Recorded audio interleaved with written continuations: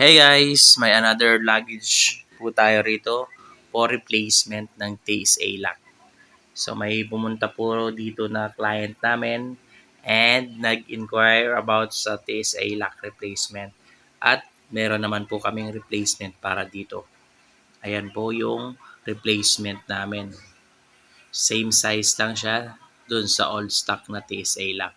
So ibinigay ko na yung replacement sa technician ko at para maikabit na natin.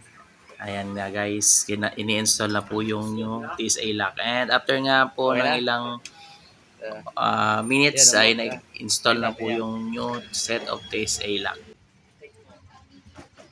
Sige. Okay na boss. Pwede na pa-pick up. Naka-default pa yan. Naka 0000. 000.